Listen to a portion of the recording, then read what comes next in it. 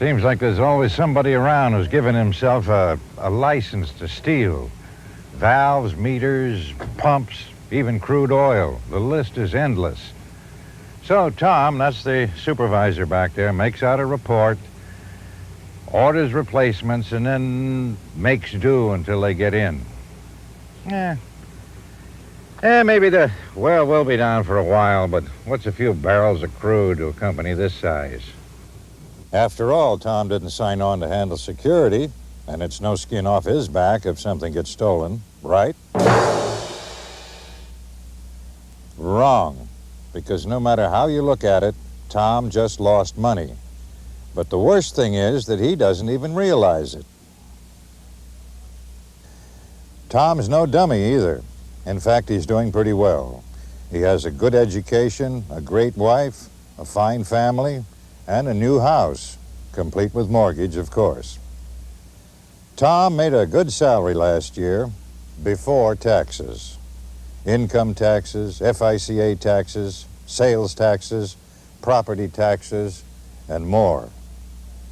But there's one tax that Tom doesn't know about. That's right, the thief tax. And for your information, those $1,000 bills just picked up by that seasoned or amateur thief is probably on the light side.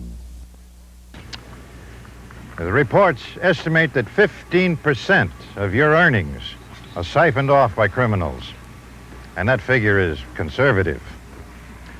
Who pays the thief tax? Everybody pays it.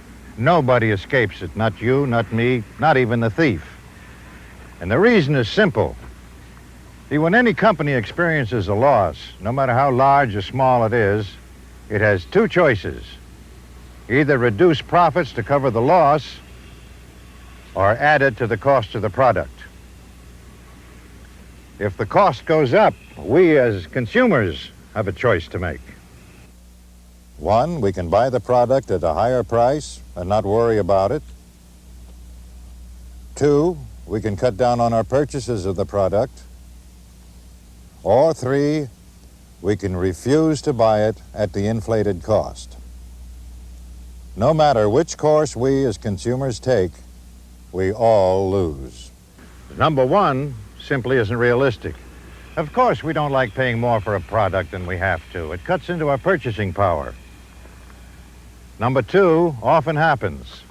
As a result, company sales drop, leading to austerity measures, reduced dividends for shareholders, lower wage increases, and sometimes even layoffs. Number three is obviously the worst. As if consumers refuse to buy, then everybody loses. Now, you may think this couldn't affect a company as big as ours, but stop and think for a minute. There are a lot of huge corporations that have had financial problems in the last few years. Obviously, there were other contributing factors besides thievery, but it helped. You know, the 1960s was a decade of rebellion, social upheaval, and change. Some of it was damaging, but most of it produced long overdue reforms in our system. Then the 1970s rolled around, and with them came a live and let live, or do your own thing attitude. Again, there is normally some good in every period of change. However, the problem with the new attitude was that many people tended to ignore the often dramatic increases in crime because they felt that it really didn't bother them. In other words, if their homes weren't burglarized, if they weren't mugged in a parking lot, or if their cars weren't stolen, they felt that crime really wasn't affecting them. Now we're living in the 1980s, and attitudes are changing again. People have had to tighten their belts, watch their budgets, and generally look for inefficiencies in our system. In short, we're all getting tired of paying the bill for people who don't really seem to care. The bottom line is, we all want better control over our own pocketbooks. Most of all, not one of us is interested in paying the bill for people who steal billions of dollars every year and enjoy a 100% profit margin while they're doing it. But let's see how this relates to us in the petroleum industry. To begin with, one recent estimate put our industry losses for Texas alone at $100 million during the year 1981. And that does not include white-collar crime. Imagine, $100 million in 1 year, in one industry, in one state. As you can see, we really have a problem. Of course, we could double or triple our police forces, hire hundreds of private security guards, but that would push our taxes even higher. And besides, none of us want to live in a police state anyway. But on the other hand, something has to be done. We feel that that something is an active awareness of the problem and how it affects all of us, backed by a solid program of theft prevention. This simply means that every one of us should do everything we can to prevent theft before it happens. We are not suggesting that we all play cops and robbers. Frankly, most of us aren't trained for it, and we do not want any of our people to get hurt. What we can do is make it tough for a thief to pull a job in our individual areas of responsibility. Now let's take a few minutes to point out how you can help in your work areas, drilling and production. To begin with, our experience has shown that most of the thefts occur at the drilling and workover locations, boat landings, unattended or underattended yards and warehouses, and at the production wellhead. As you know, many of these areas are in remote locations and have little security.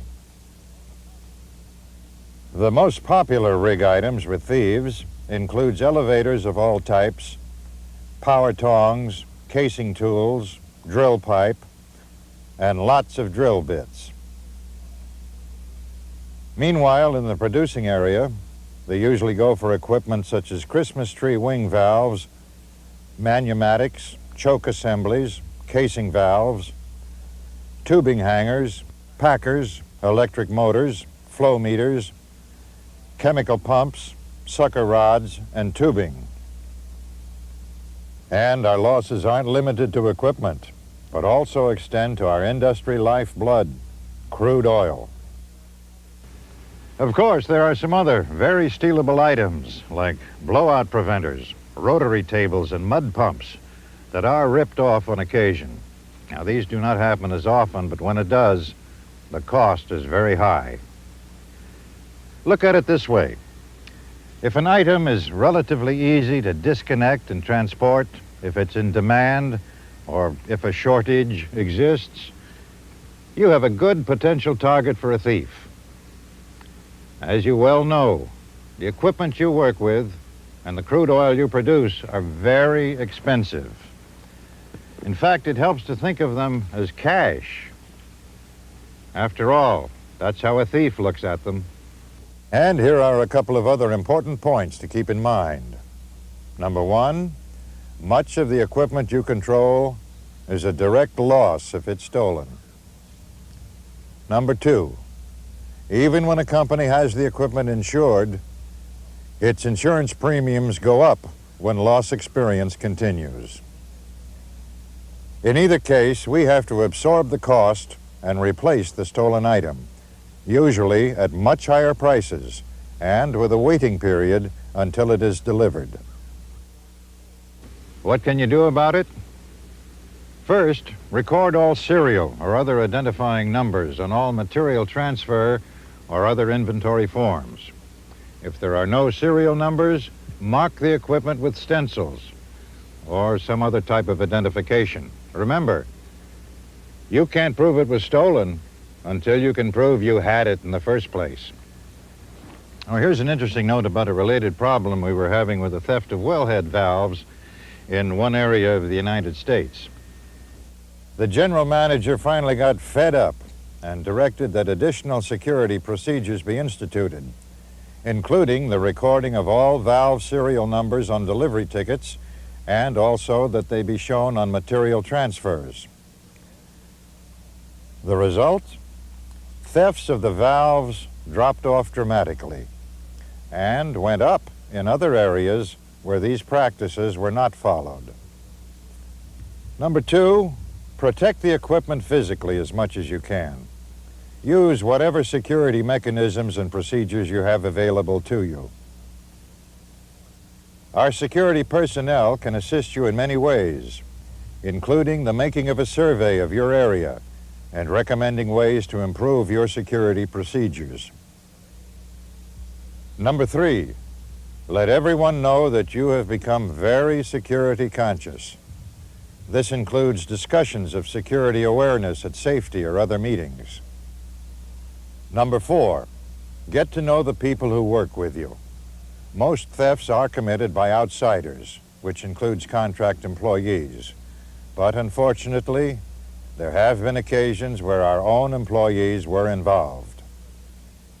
If you hear that any of your fellow employees are having problems, possibly with their marriage, personal finances, or even gambling, alcohol, drugs, or something else, talk to them. Sometimes an offer of help from you or someone else in the company can prevent a perfectly good employee from making a mistake that would hurt everyone. Number 5, in addition to contractors, always be aware of other outside people, including repairmen and salesmen. Know who they are, what they are expected to do, when they will be doing it, and where. Number 6, always pay close attention to all strange vehicles that enter your area. Record their license numbers and descriptions. And always question anyone you don't know. Of course, it doesn't hurt to be friendly and polite, but you have the right to know who they are and what they want. If you don't question visitors, potential thieves will notice, and their operation will be much easier. Number 7, try to be aware of all activities that are going on in your area of responsibility. And don't let yourself slip into a predictable pattern. It's good practice to unexpectedly check up on tank cleaners, vacuum trucks, hot oilers, and saltwater transports. Either drop by during their operation or just afterward. Remember, thieves look for patterns, and if they can't pin your activities down, they'll look someplace else. And finally, number 8. If there's a problem, notify your supervisor. Or if one isn't available, or you are a supervisor, contact your local law enforcement agency.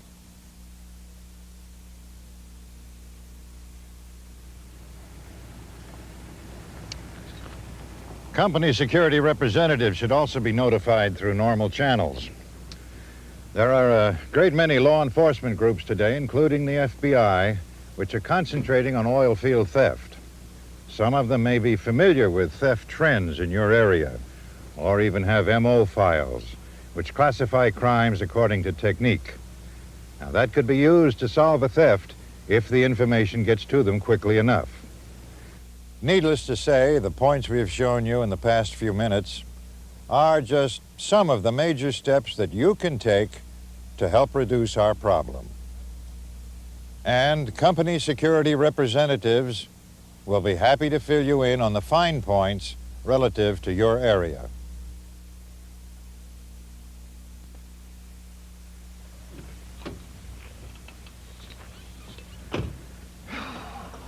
Look at it this way.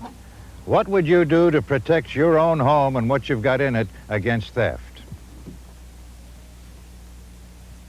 Don't forget, we all pay the thief tax. And I'm sure you'll agree, that's one tax we don't need.